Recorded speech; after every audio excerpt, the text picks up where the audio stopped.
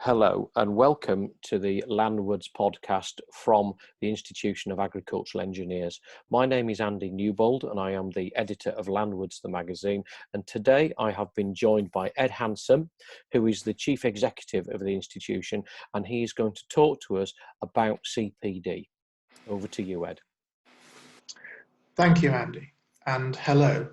I'm going to be talking to you about CPD from the perspective of the Institution of Agricultural Engineers.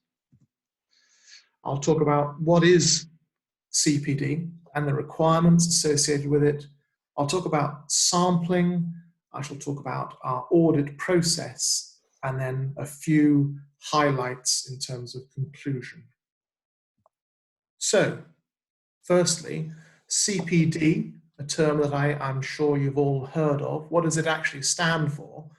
Well, continuing professional development, a rather clunky term, but effectively what we're talking about is lifelong learning, what one learns throughout one's life, not just one's career, to enhance your professional competence and enable you to maintain your employability.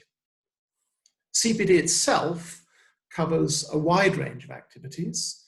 Often people think about CPD as being restricted to attending conferences or courses and seminars, going on an organised visit.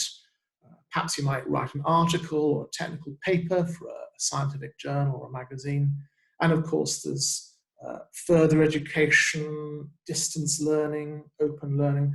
But CPD is more than just that. It's much broader and includes such things as a short technical training course that you might attend as part of your work, secondments to other departments or other organizations, private study, and of course on-the-job learning. We learn an awful lot simply by doing the work that we do each and every day. Equally, from an I Agree perspective, involvement with I Agree activities counts, and it can include such things as attending branch meetings, working with your local branch, attending technical meetings, even writing articles for Landwards, or indeed reading biosystems engineering.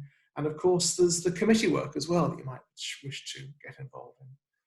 CPD is with us and it's becoming ever more important. So, what are the requirements?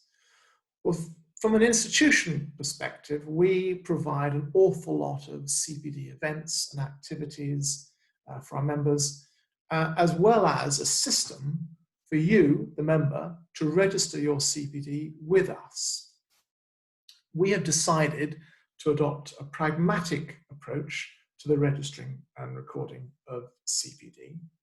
And as such, we are using the Engineering Council website to help us. So those members, particularly those who are registered with the Engineering Council, and indeed the Society for the Environment, or are seeking to upgrade their membership, they must maintain their CPD records. And it has actually been a condition of the Society for the Environment registration from the outset.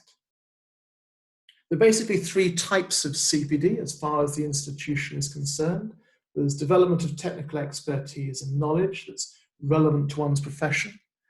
There's extension of technical and managerial skills beyond your normal field of work. And then there's the development of one's professional life skills and knowledge, such as learning new languages, gaining a greater understanding of finance or law, or any of those things that are perhaps outside of your normal working life. It's important to bear in mind that the institution doesn't use a rather clunky monitored points or hours system to measure our members' CPD. And members are encouraged to send their CPD records to us so that we can review them and comment upon them. From the 1st of January 2017, it became an Engineering Council policy that random sampling of members' CPD must be undertaken by the professional engineering institutions, and the I Agree is a professional engineering institution. So therefore, we are required to conduct an annual sample of those those records. I mentioned earlier that we encourage our members to use the Engineering Council facility for the planning and recording of CPD, and this is called My Career Path. That's one word, My Career Path. And there's also an auditing facility on My Career Path for professional engineering institutions to help audit the CPD records that members put up. Therefore, we've chosen My Career Path to collect those records. And we offer this to our members through a simple sign-in process through the iAgree logged in area of our website. We also randomly audit our members, and what we do is we will select a number of members and send them an email asking them to log into My Career Path, and if they've not already done so, to set up an account so that they can upload their CPD. Members will be provided with a submission code to ensure that only those chosen can make a submission to the audit, and auditors are selected and assigned appropriate submissions from our members. So in terms of how this works, the member will make a submission to the audit. The administrator then allocates the submission to a specific auditor. The auditor adds and submits feedback. There's also a moderator who will review the feedback and add or amend comments as required. The auditor or moderator can escalate any problematic submissions for special consideration. Then, once complete, the administrator sets the submission to complete to indicate that feedback is cleared for release to the individual member, and then the feedback is released and the administrator sets the status to be released to send to the member. So in conclusion then, we are all doing CPD. It's vital, particularly in jobs that are of a technical nature, for us to remain competent in our jobs. What we need to do now is to be more proactive about how we plan and record it. And that's where the institution can help. The CPD audit that the iAgree offers is designed to offer positive feedback to our members.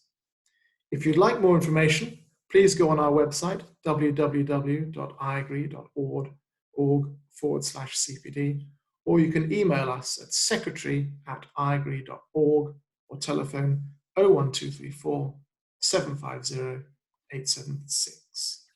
Thank you very much indeed for listening. Ed, that's great. Thank you very much. That's it for the Landwards podcast for today. Thank you. Bye-bye.